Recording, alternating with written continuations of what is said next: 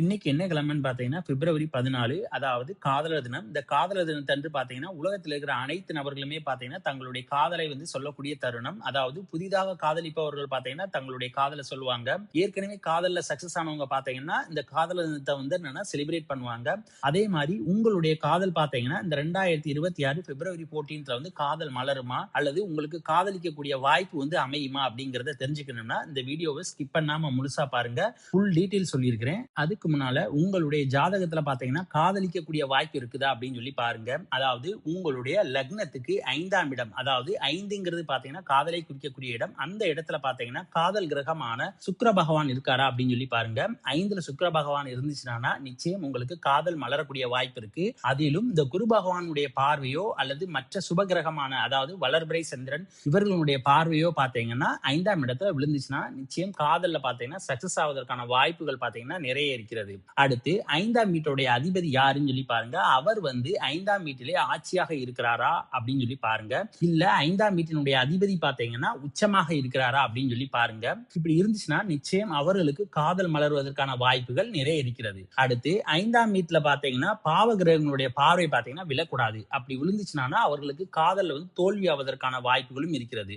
ஆக உங்களுடைய ஜாதகத்துல பாத்தீங்கன்னா 5ஆம் இடம் எந்த அளவுக்கு பலம் பெற்றிருக்கிறதோ அந்த அளவுக்கு பாத்தீங்கன்னா உங்களுடைய காதல்ல சக்சஸ் என்பது நிச்சயம் கிடைக்கும். அந்த காதல் பாத்தீங்கன்னா திருமணத்தில் முடிவதற்கான வாய்ப்புகளும் இருக்கிறது. அடுத்து சுப கிரகங்களுடைய பார்வை பாத்தீங்கன்னா 5ல விழுந்துச்சுன்னா நிச்சயம் உங்களுக்கு காதல்ல சக்சஸ் என்பது உறுதி. அடுத்து இந்த பிப்ரவரி 14 அப்ப எந்தெந்த ராசிகளுக்கு புதிதாக காதல் மலரும் அப்படிங்கறத நம்ம இப்ப பார்ப்போம். ஃபர்ஸ்ட் மேஷ ராசிக்கு எப்படி இருக்குங்கிறத பார்ப்போம். இந்த மேஷ ராசிக்கு 5ஆம் இடம்ங்கிறது பாத்தீங்கன்னா சிம்ம ராசி. அந்த சிம்மத்துல பாத்தீங்கன்னா கேது பகவான் இருக்கிறாரு. அதாவது கேது பகவான் எந்த வீட்டுல இருக்காரோ அந்த வீட்டினுடைய தன்மையை குறைக்க செய்வாரு. இவர் காதல் ஸ்தானத்துல இருக்கிறதுனால காதலினுடைய தன்மையை பாத்தீங்கன்னா நிச்சயம் குறைப்பார். ஆனால் சுக்கிர பகவான் பாத்தீங்கன்னா கும்ப ராசியிலிருந்து நேரடியாக இந்த காதல் ஸ்தானத்தை பார்க்கிறாரு. இந்த சுக்கிரனோட பாத்தீங்கன்னா ராகு பகவான் வேற கூட இருக்கிறாரு. அதனால உங்களுக்கு காதல் எண்ணங்கள் பாத்தீங்கன்னா நிறைய வரும். ஆனால் இந்த கேது பகவான் 5ல இருக்கிறதுனால காதலை பத்திய ஒரு ஞானத்தை பாத்தீங்கன்னா கொடுத்துருவாரு. அதாவது நமக்கு எதுக்குடா வம்பு, நமக்கெல்லாம் காதல்லாம் இதெல்லாம் செட் ஆகாது அப்படின்னு சொல்லிட்டு ஒதுங்கி போகக்கூடிய எண்ணங்கள் பாத்தீங்கன்னா அதையும் இந்த கேது பகவான் உங்களுக்கு கொடுத்துருவாரு. ஆனால் காதல் எண்ணங்கள் பாத்தீங்கன்னா உங்களுக்கு அதிகம் வரும். ஆனால் நீங்க வேண்டாம்னு சொல்லிதான் நீங்க போற மாதிரியான வாய்ப்புகள் பாத்தீங்கன்னா உங்களுக்கு அமையும். அடுத்து ரிஷபராசினியர்களுக்கு இந்த பிப்ரவரி 14ல பாத்தீங்கன்னா காதல் மலருமா அப்படின்னு சொல்லி பார்க்கும்போது உங்களுடைய ராசிக்கு 5ஆம் இடம் பாத்தீங்கன்னா கன்னி ராசி. அந்த கன்னி ராசிக்குரிய அதிபதி யாருன்னு பார்க்கும்போது புதன். அந்த புதன் பாத்தீங்கன்னா ராகு மற்றும் சுக்கிரனோட சேர்ந்து 10ஆம் இடத்துல இருக்கிறதுனால காதல் எண்ணங்கள்லாம் பாத்தீங்கன்னா உங்களுக்கு நிறைய அதிகமாக வரும். அதுல எந்த மாற்று கருத்து என்பது இல்லை. ஆனால் இந்த 10ஆம் இடங்கிறது பாத்தீங்கன்னா காதல் ஸ்தானத்துக்கு மறைவு ஸ்தானம். அதனால காதல்ல பாத்தீங்கன்னா சக்சஸ் ஆகுமா அப்படிங்கிறது கொஞ்சம் டவுட் தான். ஏன்னா காதல் ஸ்தானத்துக்கு மறைவு ஸ்தானத்துல இருக்கிறதுனால அந்த காதல் சக்சஸ் ஆகுது என்பது ரொம்ப கம்மி தான். ஆனால் மற்றபடி உங்களுக்கு காதல் எண்ணங்கள் எல்லாமே பாத்தீங்கன்னா உங்களுக்கு அதிகமாக வருவதற்கான வாய்ப்புகள் இருக்கிறது. பார்க்கும்போது உங்களுடைய ராசிக்கு 5ஆம் இடம் பாத்தீங்கன்னா துலாம் ராசி. இந்த துலாம் ராசிக்குரிய அதிபதி யாருன்னு பார்க்கும்போது சுக்கிர பகவான். அவர் உங்களுடைய ராசிக்கு 9ஆம் இடத்துல ராகுவோட சேர்ந்து இருக்கிறாரு. அதாவது இந்த ராகு பாத்தீங்கன்னா இருக்கிறத அதிகப்படுத்தி கொடுக்கக்கூடியவர். அவர் சுக்கிரனோட இருக்கிறதுனால இந்த சுக்கிரனுடைய செயல்பாடுகளை பாத்தீங்கன்னா அதிகமாக செய்யக்கூடியவர். இந்த 9ஆம் இடங்கிறது பாத்தீங்கன்னா திரிகோண ஸ்தானம். திரிகோண ஸ்தானம் பாத்தீங்கன்னா எப்பயுமே ஒரு ராசிக்கு பாத்தீங்கன்னா அதிகமாக நன்மைகளை செய்யக்கூடிய இடம். அந்த இடத்துல பாத்தீங்கன்னா சுக்கிரனும் ராகுவும் இருக்கிறதுனால நிச்சயம் உங்களுக்கு அதிகமான காதல் எண்ணங்களை கொடுப்பதற்கான வாய்ப்புகள் இருக்கிறது. அதே நேரம் குரு பகவான் பாத்தீங்கன்னா உங்களுடைய ராசியில இருந்து 5ஆம் இடத்தை பார்க்கிறாரு. அதனால நிச்சயம் உங்களுடைய காதல் பாத்தீங்கன்னா சக்சஸ் ஆவதற்கான வாய்ப்புகள் இருக்கிறது. ஆனால் கொஞ்சம் சில கஷ்டங்களுக்கு பிறகு உங்களுடைய காதல் பாத்தீங்கன்னா சக்சஸ் ஆவதற்கான வாய்ப்பு அதிகமாக இருக்கிறது. ஏன்னா இந்த சுக்கிர பகவான் பாத்தீங்கன்னா ராகுவோட இருக்கிறதுனால கொஞ்சம் தடங்கள் வரும். தடங்கள் ஏற்பட்டு உங்களுடைய காதல் பாத்தீங்கன்னா சக்சஸ் ஆகும். அதே நேரம் உங்களுக்கு இந்த டைம்ல பாத்தீங்கன்னா உங்களுக்கு காதல் திருமணம் நடைபெறுவதற்கான வாய்ப்புகளும் இருக்கிறது. ஏன்னா குரு பகவான் உங்களுடைய ராசியிலிருந்து நேரடியாக 7ஆம் பார்வையாக 7ஆம் இடத்தையும் பார்க்கிறாரு. அதாவது 7ங்கிறது பாத்தீங்கன்னா திருமண ஸ்தானம். அதே நேரம் 5ஆம் இடத்தையும் பார்க்கிறாரு. 5ங்கிறது பாத்தீங்கன்னா காதல் ஸ்தானம். சுக்கிர பகவான் 9ல இருக்கிறதுனால நிச்சயம் காதல் திருமணம் நடைபெறுவதற்கான வாய்ப்புகள் பாத்தீங்கன்னா மிதுன ராசினியர்களுக்கு அதிகமாக இருக்கிறது. உங்களுடைய காதல் சக்சஸ் சக்சஸ் ஆவதற்கான வாய்ப்புகளும் இருக்கிறது. அடுத்து கடக ராசிக்கு பாத்தீங்கன்னா பிப்ரவரி 14 அப்ப காதல் மலருமா அப்படின்னு சொல்லி பார்க்கும்போது உங்களுடைய ராசிக்கு 5ஆம் இடங்கிறது பாத்தீங்கன்னா விருச்சக ராசி. அந்த விருச்சக ராசிக்குரிய அதிபதி யாருன்னு பார்க்கும்போது செவ்வாய். இந்த செவ்வாய் பாத்தீங்கன்னா சுக்கிரனோட சேர்ந்து உங்களுடைய ராசிக்கு 8ஆம் இடத்துல போய் மறைஞ்சிட்டாரு. அதனால காதல் மலர்வதற்கான வாய்ப்புகள் பாத்தீங்கன்னா ரொம்ப கம்மி. ஏன்னா 8ல மறையும் போது பாத்தீங்கன்னா எந்த ஒரு செயலுமே பாத்தீங்கன்னா நன்மையில முடியாது. அதனால காதல் மலர்வதற்கான வாய்ப்புகள் பாத்தீங்கன்னா கடகராசினியர்களுக்கு ரொம்ப கம்மி தான். அடுத்து சிம்ம ராசினியர்களுக்கு பாத்தீங்கன்னா இந்த பிப்ரவரி 14 காதல் மலருமா அப்படின்னு சொல்லி பார்க்கும்போது காதல் மலர்வதற்கான வாய்ப்புகள் பாத்தீங்கன்னா 100% இருக்குது. அதாவது உங்களுடைய ராசிக்கு 5ஆம் இடங்கிறது பாத்தீங்கன்னா தனுசை குறிக்கக்கூடிய இடம். அந்த இடத்துக்கு சொந்தக்காரர் யாருன்னு பார்க்கும்போது குரு பகவான். அவர் பாத்தீங்கன்னா தனது 7ஆம் பார்வையின் மூலமாக நேரடியாக தனது வீட்டையே பார்க்கிறாரு. அதனால காதல் என்பது நிச்சயம் உங்களுக்கு மலர்வதற்கான வாய்ப்புகள் இருக்கிறது. அதே நேரத்துல உங்களுடைய ராசிக்கு 7ஆம் இடம், அதாவது திருமண ஸ்தானத்தை குறிக்கக்கூடிய இடம், அந்த இடத்துல பாத்தீங்கன்னா சுக்கிர பகவான் ராகு பகவான் சேர்ந்து இருக்கிறாரு. அதனால நிச்சயம் உங்களுக்கு காதல் எண்ணங்கள் பாத்தீங்கன்னா அதிகமாக வருவதற்கு வாய்ப்பு இருக்கிறது.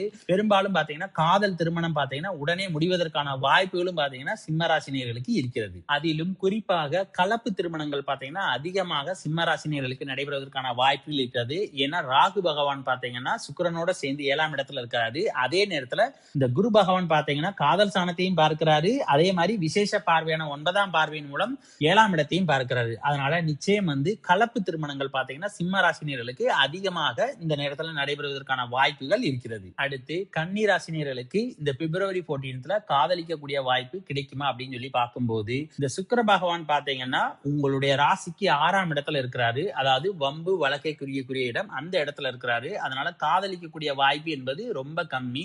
அதே நேரம் இந்த 5ஆம் இடத்து அதிபதியான சனி பகவான் பாத்தீங்கன்னா 7ஆம் இடத்துல இருக்கிறாரு.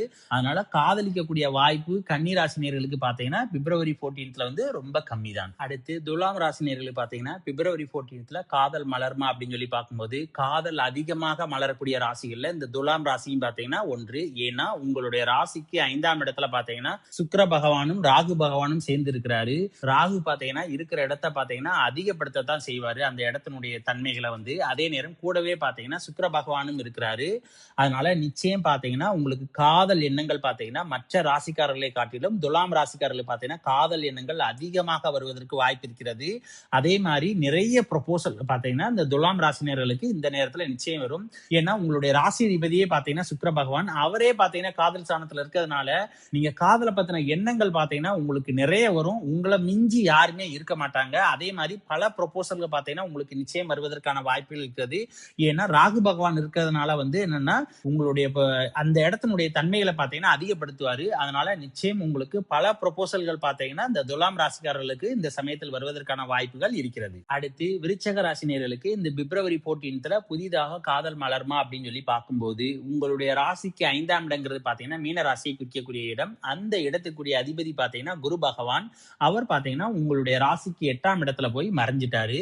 அதே நேரம் இந்த காதல் ஸ்தானத்துல பாத்தீங்கன்னா சனி பகவான் இருக்கிறதுனால காதலிக்கக்கூடிய வாய்ப்பு என்பது ரொம்ப கம்மி தான். ஏன்னா இருக்கிற காதலை பிரிச்சு வைக்கக்கூடியவர் தான் பாத்தீங்கன்னா இந்த சனி பகவான். அவர் பாத்தீங்கன்னா 5ஆம் இடத்துல இருக்கிறதுனால காதல்ல சக்சஸ் ஆவதற்கான வாய்ப்பு பாத்தீங்கன்னா ரொம்ப கம்மி. அதே மாதிரி புதிதாக காதல் மலர்வதற்கான வாய்ப்பும் பாத்தீங்கன்னா விருச்சக ராசினியர்களுக்கு ரொம்ப கம்மி தான். தனுசு ராசிக்கு இந்த பிப்ரவரி 14 புதிதாக காதல் மலர்மா அப்படின்னு சொல்லி பார்க்கும்போது உங்களுடைய ராசிக்கு 5ஆம் இடங்கிறது பாத்தீங்கன்னா மேச ராசி. அந்த மேச ராசிக்குரிய அதிபதி யாருன்னு பார்க்கும்போது செவ்வாய். அவர் சுக்கிரனோட சேர்ந்து உங்களுடைய ராசிக்கு 3ஆம் இடத்துல இருக்கிறாரு. அதே மாதிரி இந்த 5ஆம் இடத்துல பாத்தீங்கன்னா 5ஆம் இடத்துக்கு எந்த ஒரு சுபகிரகத்தினுடைய பார்வையோ இல்ல 5ஆம் இடத்து அதிபதி பாத்தீங்கன்னா ஆட்சியாகவோ உச்சமாகவோ எதுவுமே இல்ல. அதே நேரம் இந்த சுபகிரகத்தினுடைய பார்வையும் பாத்தீங்கன்னா 5ஆம் இடத்துல இல்ல. அதனால தனுசு ராசினியர்களுக்கு பாத்தீங்கன்னா காதலிக்கக்கூடிய வாய்ப்பு என்பது கொஞ்சம் கம்மி தான். ஆனால் காதல் பத்தின எண்ணங்கள் பாத்தீங்கன்னா நிச்சயம் அதிகமாக இருக்கும். ஏன்னா இந்த 5ஆம் இடத்துக்குரிய அதிபதி செவ்வாய் பகவான் பாத்தீங்கன்னா சுக்கிரனோட சேர்ந்து முயற்சி ஸ்தானம் அதே மாதிரி வீரிய ஸ்தானத்துல இருக்கிறாரு. அதனால காதலை பத்தின எண்ணங்கள் உணர்வுகள் பாத்தீங்கன்னா நிச்சயம் உங்களுக்கு அதிகமாக இருக்கும். ஆனால் காதல் சக்சஸ் ஆவதற்கான வாய்ப்புகள் பாத்தீங்கன்னா மிகவும் குறைவு. அடுத்து மகர ராசிக்கு இந்த பிப்ரவரி 14 அப்ப புதிதாக காதல் மலருமா அல்லது காதல் சக்சஸ் ஆகுமா அப்படின்னு பார்க்கும்போது உங்களுடைய ராசிக்கு 5ஆம் இடங்கிறது பாத்தீங்கன்னா ரிஷப ராசி. அந்த ரிஷப ராசிக்கு சொந்தக்காரர் யாருன்னு பார்க்கும்போது சுக்கிர பகவான். அந்த சுக்கிர பகவான் பாத்தீங்கன்னா உங்களுடைய ராசிக்கு 2ஆம் இடத்துல இருக்கிறார், அதாவது குடும்பஸ்தானத்துல இருக்கிறாரு. அந்த நேரத்துல குரு பகவானுடைய விசேஷ பார்வையான 9ஆம் பார்வை பாத்தீங்கன்னா குடும்பஸ்தானத்துல விழுகிறதுனால உங்களுக்கு காதல் திருமணங்கள் ஏற்படுவதற்கான வாய்ப்புகள் பாத்தீங்கன்னா அதிகமாக இருக்கிறது. இருக்கிறது. அதே நேரத்துல உங்களுடைய ராசிதிபதியான சனி பகவான் பாத்தீங்கன்னா வெற்றி ஸ்தானத்துல இருந்து 3ஆம் பார்வையாக காதல் ஸ்தானத்தை பார்க்கறதுனால உங்களுடைய காதல் பாத்தீங்கன்னா வெற்றி அடைவதற்கான வாய்ப்புகள் இருக்கிறது. அந்த காதல் வெற்றி அடைந்து உங்களுக்கு திருமணத்தில் முடிவதற்கான வாய்ப்புகளுமே பாத்தீங்கன்னா அதிகமாக இருக்கிறது. ஆக உங்களுடைய காதல் பாத்தீங்கன்னா நிச்சயம் வெற்றி அடைவதற்கான வாய்ப்புகள் 100% இருக்கிறது. அதே நேரம் சனி பகவான் பாத்தீங்கன்னா வெற்றி ஸ்தானத்துல இருந்து காதல் ஸ்தானத்தை பார்க்கறதுனால புதிதாக காதல் மலர்வதற்கான வாய்ப்புகளும் பாத்தீங்கன்னா உங்களுக்கு இருக்கிறது. அந்த காதல் வெற்றி அடைவதற்கான வாய்ப்புகளும் பாத்தீங்கன்னா மகர ராசினியர்களுக்கு அதிகமாக இருக்கிறது. அப்படின்னு சொல்லி பார்க்கும்போது காதல் மலர்வதற்கான வாய்ப்புகளும் இருக்கிறது. அதே நேரம் காதல்ல கொஞ்சம் சக்சஸ் ஆவதற்கான வாய்ப்புகளும் பாத்தீங்கன்னா அவர்களுக்கு இருக்கிறது. ஏன்னா உங்களுடைய ராசிக்கு 5ஆம் இடங்கிறது பாத்தீங்கன்னா மிதுன ராசி. அந்த மிதுன ராசிக்குரியவர் பாத்தீங்கன்னா புத பகவான். அந்த புதன் பாத்தீங்கன்னா சுக்கிரனோட சேர்ந்து உங்களுடைய ராசியின் மேலே இருக்கிறாரு. அதே நேரம் இந்த குரு பகவான் பாத்தீங்கன்னா 5ஆம் இடத்துல இருந்து விசேஷ பார்வையின் மூலம் இந்த சுக்கிர பகவானையும் அதே மாதிரி புத பகவானையும் பார்க்கிறதுனால நிச்சயம் காதல்ல சக்சஸ் ஆவதற்கான வாய்ப்புகளும் இருக்கிறது. அதே நேரம் காதல் பத்திய அதிகமாக தத்துவங்கள் பேசுவதற்கான வாய்ப்புகள் பாத்தீங்கன்னா இந்த கும்பராசினியர்களுக்கு இருக்கிறது. அடுத்து மீன ராசிக்கு இந்த பிப்ரவரி 14 தப்ப புதிதாக காதல் மலர்மா அப்படின்னு சொல்லி பார்க்கும்போது மீன ராசிக்கு காதல் மலர்வதற்கான வாய்ப்புகள் பாத்தீங்கன்னா மிகவும் குறைவு. ஏன்னா உங்களுடைய ராசிக்கு 5ஆம் இடங்கிறது பாத்தீங்கன்னா கடகராசி. அந்த கடகராசிக்குரிய அதிபதி பாத்தீங்கன்னா சந்திர பகவான். அவர் பாத்தீங்கன்னா 2 நாளைக்கு ஒருக்கா பாத்தீங்கன்னா ஒவ்வொரு ராசிக்குமே என்னன்னா மாறிக்கிட்டே இருப்பாரு. அதனால உங்களுடைய எண்ணங்களுமே பாத்தீங்கன்னா காதல் எண்ணங்கள் பாத்தீங்கன்னா 2 நாளைக்கு ஒருக்கா மாறிக்கிட்டே இருக்கும். அதே நேரம் சுக்கிர பகவான் பாத்தீங்கன்னா உங்களுடைய ராசிக்கு 12ல மறைஞ்சு போயிடுறாரு. அதனால காதல் பத்தின எண்ணங்கள் பாத்தீங்கன்னா உங்களுக்கு அதிகமாக இருக்காது. அதே நேரம் தற்போதுல பாத்தீங்கன்னா உங்களுடைய ராசியிலே என்னன்னா சனி பகவான் இருக்கிறதுனால ஜென்மச்சனியினுடைய பிடியில் இருக்கீங்க. அதனால காதல் பத்தின எண்ணங்கள் பாத்தீங்கன்னா மீன ராசினியர்களுக்கு அதிகமாக வராது. ஆக மீன ராசினியர்களுக்கு இந்த பிப்ரவரி 14ல காதல் மலர்வதற்கான வாய்ப்பு பாத்தீங்கன்னா மிகவும் குறைவு. அப்புறம் காதலை கொண்டாடுகிற அனைத்து நேயர்களுக்குமே பாத்தீங்கன்னா காதலர் தின வாழ்த்துக்கள்.